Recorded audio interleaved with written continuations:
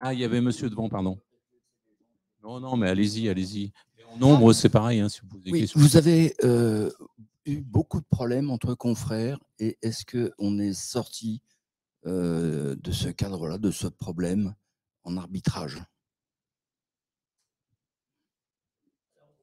Vous parlez de quel problème entre confrères? De session de clientèle? Lors de session de clientèle, non, on n'a pas énormément. On doit peut-être avoir 3, 4, ce qui est quand même très peu. Je ne sais pas combien de sessions de clientèle il y a par an, mais enfin, on est 6000 experts comptables sur Paris. Même si on est à 5%, ça fait une session de 300 cabinets. On a 3-4 dossiers. Donc, généralement, ça se passe bien. Hein, on n'a pas de problème particulier. C'est d'accord. Tout dépend de la carrière, alors. Mais après, voilà, si vous avez un cas particulier, vous venez nous voir, on va traiter. Mais Gabriel, on a des questions en ligne? On n'a pas de questions. Bon, bah, tout va bien. Pas de questions en ligne. On a perdu les questions. De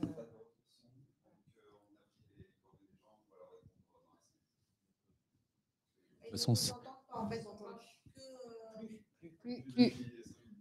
7h30. C'est 7h30, chef. On peut dire merci. Non? On peut dire au revoir. Ah, dire au revoir. Au revoir. Ah non, si. Vous avez des questions? Oui. Ah, avec des questions. Le son est revenu. Alors, bonjour, un expert reprend un dossier en cours d'année, disons en juin 2023. Son nouveau client a payé son ancien expert comptable jusqu'à cette date. Ce dernier a-t-il l'obligation de transmettre le FEC en date du 30 juin 2023? On va dire oui, mais il est pas forcément à jour. Je veux un mélange des deux. Je fais un truc de normand. À partir du moment où les honoraires sont payés. Est-ce qu'il a eu toutes les pièces et tout? Il peut transmettre le FEC des éléments qu'il a comptabilisés en l'état.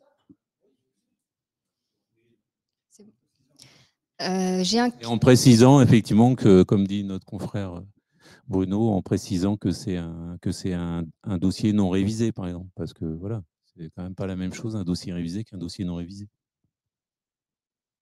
Ok, autre question. J'ai un client qui ne règle plus ses honoraires et ne répond plus ni à mes appels ni à mes mails depuis plusieurs mois. Il ne me transmet plus ses pièces comptables. Que dois-je faire? J'ai prévu de suspendre la mission via LRAR après l'avoir prévenu à plusieurs reprises. Ai-je un risque de mise en cause si je ne fais plus les déclarations de TVA? On a traité déjà le fait que de pas payer, c'était une contrepartie du contrat. Donc pour nous, voilà, il peut arrêter sa mission. Oui, tout à fait. Alors, j'arrive pas à remettre le slide, mais effectivement, c'est en cas de mise en cause pour éviter un cas de mise en cause de responsabilité civile professionnelle, il faut satisfaire à votre obligation de conseil et d'information. Donc, surtout bien mettre en garde le client, d'abord l'informer, ensuite l'alerter, le mettre en garde et exiger de sa part qu'il rectifie la situation. C'est ce qu'on expliquait tout à l'heure. En fait, il faut des écrits de votre part qui démontrent que vous avez fait tout le nécessaire et malheureusement que vous arrivez à un stade où vous n'avez plus d'autre choix que d'interrompre la mission puisque le client en fait ne respecte pas ses obligations contractuelles. Autre question? Je reprends un dossier auprès d'un confrère. Celui-ci a pris des acomptes très importants sur l'exercice que je vais désormais faire. Il n'a effectué aucun travail sur le dit exercice et ne semble pas disposé à les rembourser rapidement à mon client. Comment dois-je procéder? J'ai presque envie de dire pourquoi est-ce qu'il devrait les rembourser? Parce que quelque part, s'il a eu une lettre de mission jusqu'à une certaine date, je veux dire, après, si le client il veut partir, j'ai dit tout à l'heure que le client était libre. Enfin, en même temps, c'est pas Darty. S'il a touché des acomptes et qu'aucun travail n'a été fait, je dirais le travail courant, moi j'aurais tendance, si je reprenais ce genre de dossier, peut-être à dire à ce client, allez payer les 240 € et aller devant la commission. D'accord, si aucun travail n'a été fait. Oui, mais Jean-Marie, oui, mais en même temps, si ta lettre de mission allait jusqu'à une certaine date et que la personne veut, avec effet rétroactif, revenir en arrière, pourquoi est-ce que tu serais contraint par quelque chose de rétroactif? C'est trop facile. Si j'ai eu les pièces au bois le mois et que comme j'étais dans mes bilans, je n'ai pas fait les travaux, et que d'un seul coup, au mois d'août, on me dit… Mais d'accord, si, là on parle d'une façon générale, je ne parle pas d'un cas particulier. De façon générale, j'avais une mission jusqu'au mois de juin, le gars il veut que je rembourse depuis le 1er janvier.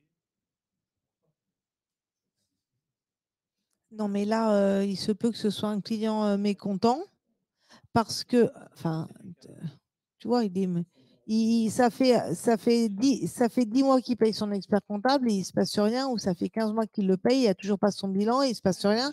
Et il est parti voir un autre expert comptable pour que le boulot soit enfin fait. C'est comme ça que j'ai compris la question. C'était ta réponse. C'est vraiment la commission règlement des litiges. Donc, vous êtes les bienvenus à la commission règlement des litiges, vous avez compris. J'en pose une autre. Question ? Oui. Si ça se trouve, l'expert comptable va très mal et on est dans un cas de confrère qui est complètement à burn-out et qui ne répond pas parce qu'il va très très mal. Donc, si vous saisissez l'ordre, au moins on sera au courant et puis on pourra peut-être faire quelque chose pour ce confrère ou cette consoeur. Gabriel ? Si le client ne paye pas car il est en difficulté financière, de quels moyens dispose-t-on? Peut-on arrêter la mission? Je crois que ça fait déjà plusieurs fois qu'on répond. On avait dit oui, c'est peut-être pas. Alors après, je pense qu'on revient sur le truc de l'affect, on revient sur plein de choses. Chacun gère les choses comme il veut. Un client que vous avez pris au mois de janvier et qui, au mois de février, vous paye déjà plus, voilà, il n'y a peut-être pas énormément d'affect. Un client que vous avez depuis 20 ans qui, d'un coup, ne peut plus vous payer, etc., je pense que vous n'allez pas forcément le traiter de la même façon. Et même pour l'accompagnement en dépôt de bilan. Je pense que voilà, on sait tous, on a tous eu à un moment ou un autre des clients qui ont déposé le bilan. Après, moi, je pense que ça, c'est du subjectif, mais puis ça dépend aussi de la façon, comme disait Virginie, ça dépend aussi de la façon dont le client se comporte. S'il vous fait, entre guillemets, un enfant dans le dos, il va déposer le bilan sans vous prévenir, sans rien, etc., en se disant, lui, je vais lui laisser une ardoise, c'est quand même pas la même chose que celui qui vous demande conseil, comment il doit faire, et qui vous demande une aide et une assistance. Et voilà, donc il n'y a pas de… Enfin, la règle, on l'a dit, si vous n'êtes pas payé, on revient, c'est le fait d'être payé, c'est la contrepartie de votre contrat. Donc voilà, c'est le client, il doit vous payer. C'est pas seulement une reconnaissance. Je sais que s'il paye les honoraires, c'est qu'il est content. Bon, ok, d'accord, mais c'est pas seulement une reconnaissance, c'est la contrepartie de votre travail, vos honoraires. Donc s'il ne vous paye pas, il ne respecte pas son contrat. Autre question? Une dernière. La dernière, d'accord. Pour la suspension de la mission, faut-il un délai de prévenance? Je crois que Kelly aussi a répondu. Oui, effectivement, il faut, c'est ce qu'on disait juste avant, c'est il faut mettre en garde le client que vous allez suspendre la mission avant de le faire pour qu'il sache que si vraiment il ne règle pas les honoraires, tout simplement la mission sera suspendue. Donc, vous pouvez, dans l'écrit, indiquer que… Minimum, on disait minimum Oui. 1 mois et peut-être plus selon les missions qu'on est amené à faire. Et ça, là, on ne parle pas de litige d'honoraires, on parle d'un client qui veut arrêter, ce qui n'est pas la même. Enfin, ou nous qui voulons arrêter un client, ce qui n'est pas la même chose. Dernière question dans la salle. C'est l'heure de l'apéritif.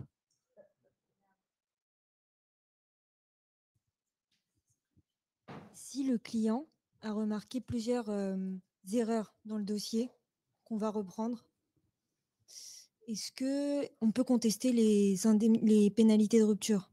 Est-ce que c'est possible de les contester? Est-ce que c'est vous qui allez contester ou le client? Non, le client, déjà. mais on va l'accompagner du coup. Mais accompagner ce qu'on disait tout à l'heure, c'est Oui, déjà, il si. faut être quand même franchement très vigilant parce que est-ce que vous connaissez assez le dossier pour aller entre guillemets, accompagner un client contre un ancien expert contre l'ancien expert comptable? Moi, je serais hyper prudente à votre place. Non, c'est délicat, juste peut-être conseiller, mais est-ce que concrètement, on peut contester ces pénalités de rupture? En tant que client, je ne vous parle pas en tant qu'expert comptable. Qui veut répondre à ça? Moi j'aurais tendance à dire, s'il y a eu des erreurs de l'expert comptable, c'est notre assurance responsabilité. Ce que j'ai dit tout à l'heure. Donc, oui, c'est ce que disait Michel. Je ne fais que répéter. Non, mais je suis d'accord. Après, est-ce que ça a un lien entre des pénalités de rupture? Si ces erreurs, si le client, au vu d'erreurs importantes, manifestes, dit « je ne peux plus rester avec cet expert comptable parce que je n'ai plus confiance », il peut y avoir un rapport de cause à effet. Et encore une fois, je pense que dans un cas comme celui-là, l'expert comptable qui reprend le dossier ne doit pas se prononcer, ce n'est pas son rôle. Il faut dire au client peut-être d'aller en commission des litiges et d'expliquer qu'il ne veut pas payer les pénalités, qu'il a rompu le contrat plus tôt que prévu, parce qu'il n'y a plus de confiance, parce qu'il y a eu des erreurs. Vous voyez ? Ou le mettre en demeure de saisir sa compagnie d'assurance pour des problèmes de responsabilité civile professionnelle. Dernière. Juste une précision pour la commission. Auparavant, il y avait une obligation, je crois, avant d'ouvrir de faire intervenir la commission des litiges, d'interroger sur l'assurance responsabilité professionnelle pour savoir s'il pouvait prendre en charge les conséquences. Non, enfin, je reformule la question là pour les gens qui sont en ligne. Donc, vous avez demandé s'il y avait une obligation pour le confrère, avant de saisir la commission de résolution des litiges, de consulter la compagnie d'assurance, etc. Non. Peut-être. Oui, mais donc voilà, non, on va dire que c'est plus d'actualité. C'est des choses distinctes, oui. C'est obsolète dans la mesure où la commission des litiges ne prendra pas position sur des questions de responsabilité civile. Donc c'est obsolète d'appeler prématurément l'assurance, puisque la commission ne prendra pas position.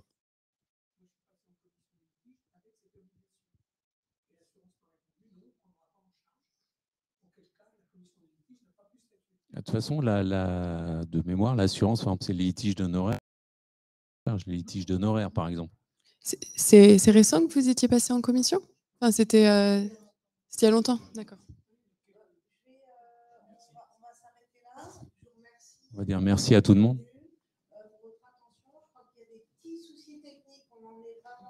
Il y a eu des soucis, il y en a plus, c'est ça, on fait signe là-bas, c'est super.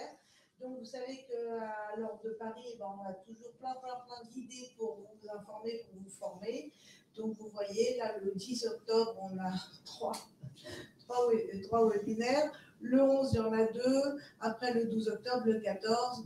Vous avez donc le 17 octobre, la journée de la RSE. Si vous voulez tout savoir sur les données extra-financières données à cette journée, vous saurez tout. Un afterwork du club Innovation, le club fiscal sur les DNC, comment bien préparer son contrôle qualité, et le 20, un webinaire sur la digitalisation de la fonction finance. Je vous souhaite une très bonne soirée. Merci beaucoup de votre attention. Et puis pour ceux qui sont avec nous ici, eh bien, un petit apéritif vous attend de l'autre côté. Et qu'est-ce que je vais dire, Pascal ? Si tout le monde a donné son nom à l'accueil. Sinon, vous venez me voir, c'est pour que vous receviez votre attestation. Oui, donc pour les attestations de présence, on a besoin évidemment de connaître vos noms.